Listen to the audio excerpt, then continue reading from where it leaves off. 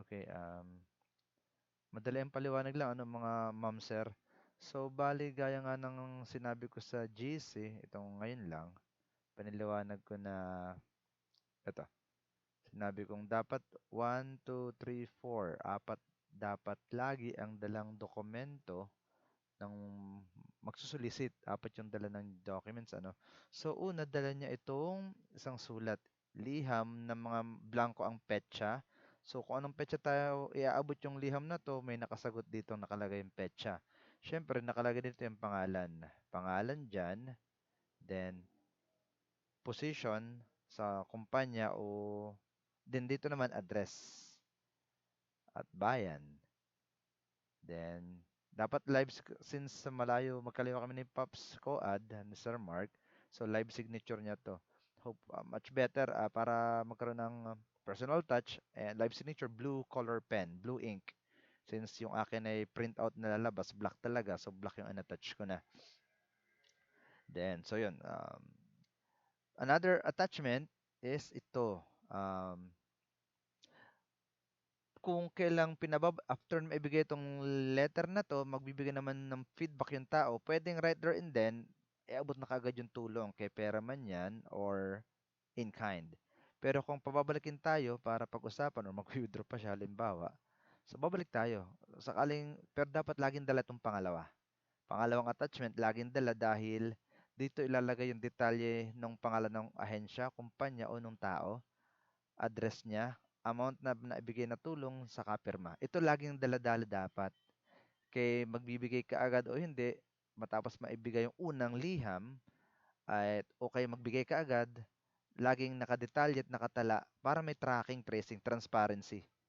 Yan. So, the more na lagi natin dala to nakakakolekta tayo, matitrace natin sino nang napuntahan natin. Paki-feedback din sa tropa kung within the central part of Quezon, sa Lucena area, baka mamaya na nasulisit na natin si Juan Carlos Juan, tapos biglang may isang tropa pang ODSS riders, pupuntahan na naman si Juan Carlos Juan, baka sabi nagdoble, nakapagbigay na ako.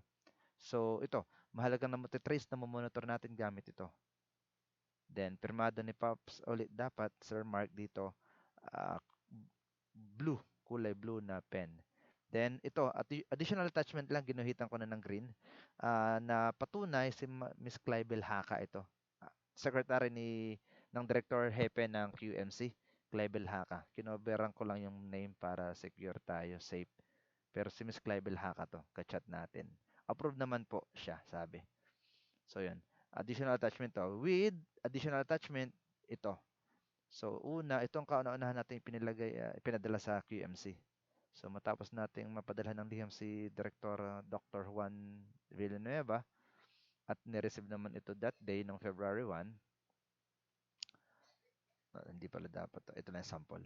So ito, na-receive nung February 1, pinadala natin ng February 1. Kagaya nito, pinadala ni Sir Mark yung kanyang e-signature. So yung e-signature na nilagay ko, black talaga. So nang nag-print out na ako, blue pen color ink, blue, para magkaroon ng personal touch. Para legit na live signature ang ginamit natin. So lagi apat ang attachment. Laging kasama-sama to. Unang liham sa QMC. Attachment kasama-sama yung conversation kay Miss Clibel Haka. Kasama-sama at laging unang ibibigay natin yung personal na liham. Depende kung anong petsa nga doon. Pangalan ng tao o kumpanya, position sa kumpanya at address. Then, ito yung tracking, tracing natin, monitoring. Matitrace natin yung amount, sino, magkano, or in kind, ano man yung binigay niya.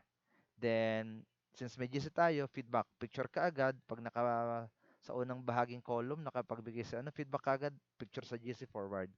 Kahit hanggang mapuno o hindi mapuno, basta kada collection, solicit natin, forward sa GC agad, na-update ang bawat isa para hindi madoble. Halimbawa kami sa Infanta, ilan ang nabigyan ko. Maya-maya, nagpunta na kay Mayor Grace, tapos biglang may isa pang ODSS, pumunta kay Mayor Grace. So, dapat kada punta sa kang sino man tao, natitrace natin dito. Para, uy, pinapuntahan na sa limbawa si ganito. Hindi ko na siya pupuntahan, napuntahan na pala nung kasamahan ko ditong ODSS. So, by using this, ay matitrace, mamomonitor. Yun lamang po.